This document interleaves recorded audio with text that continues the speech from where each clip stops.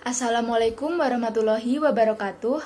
Perkenalkan, nama saya Imelia Iswara, nomor absen 16 dari kelas 11 MIPA 2. Kali ini saya akan menjelaskan mengenai Pertempuran Surabaya berdasarkan infografis berikut. Pertempuran Surabaya adalah pertempuran tentara dan milisi pro kemerdekaan Indonesia dan tentara Britania Raya dan India Britania. Latar belakang dari pertempuran ini yaitu yang pertama, pada tanggal 25 Oktober 1945, tentara Inggris datang ke Surabaya yang tergabung dalam AFNI atas nama Blok Sekutu. Pasukan ini dipimpin oleh Brigadir Jenderal Malabi. Mereka datang dengan beberapa misi yaitu untuk melucuti tentara Jepang, membebaskan tawanan perang, dan memulangkan tentara Jepang. Namun ternyata bukan itu maksud dari mereka. Mereka sebenarnya ingin mengambil alih kekuasaan dan untuk mengembalikan Indonesia di bawah administrasi pemerintahan Belanda. Netherlands Indies Civil Administration atau NICA ternyata ikut membonceng tentara Inggris untuk tujuan tersebut. Hal itu tentunya memicu gejolak rakyat Indonesia dan memunculkan pergerakan perlawanan rakyat Indonesia di mana-mana. Selanjutnya adalah insiden Hotel Yamato. Pada malam hari tanggal 18 September 1945, sekelompok orang Belanda yang dipimpin oleh Plukman mengibarkan bendera Belanda di atas Hotel Yamato.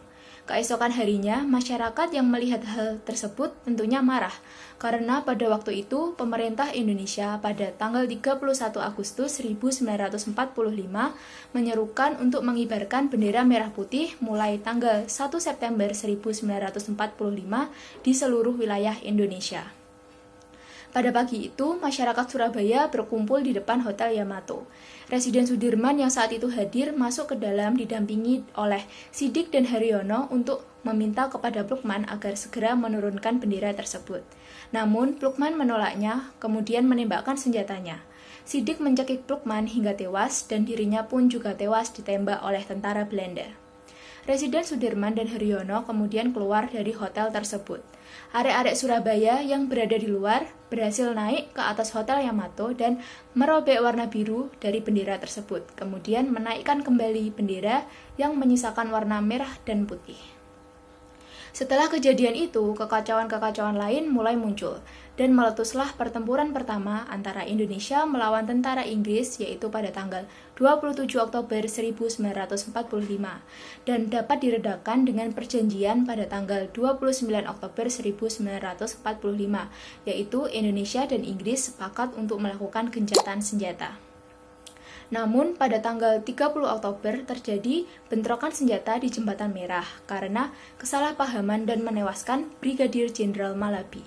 Hal itu membuat Inggris marah dan berakibat pada keputusan pengganti Jenderal Malabi yaitu Mayor Jenderal Robert Mansell mengeluarkan ultimatum 10 November 1945 yang berisi bahwa pihak Indonesia diminta untuk menyerahkan semua senjata dan menghentikan perlawanan pada AFNI dan NICA dengan batas ultimatum yaitu 10 November 1945 pada pukul 6 pagi. Ultimatum itu ditolak oleh pihak Indonesia dengan alasan bahwa Republik Indonesia waktu itu sudah berdiri dan Tentara Keamanan Rakyat atau TKR juga telah dibentuk sebagai pasukan negara. Kemudian pada pagi hari di tanggal 10 November 1945, tentara Inggris mulai melancarkan serangan. Perlawanan pasukan dan milisi Indonesia kemudian berkobar di seluruh kota dengan bantuan yang aktif dari penduduk. Salah satu tokoh masyarakat yaitu Bung Tomo berpengaruh besar dalam pertempuran ini dan terus mengobarkan semangat arek-arek Surabaya melalui pidato-pidatonya yang disiarkan lewat radio. Pertempuran ini berlangsung lebih dari 3 minggu dan berakibat pada tewasnya 6.000 hingga 16.000 pejuang Indonesia, 600 hingga 200 tentara Inggris, dan 200.000 rakyat sipil mengungsi dari Surabaya. Dengan ini, Inggris mengklaim bahwa mereka memenangkan pertempuran ini. Pertempuran yang begitu dahsyat hingga memakan ribuan korban jiwa ini membuat pemerintah akhirnya menetapkan tanggal 10 November untuk diperingati sebagai Hari Pahlawan. Sekian penjelasan dari saya. Mohon maaf apabila terdapat kata-kata yang kurang berkenan.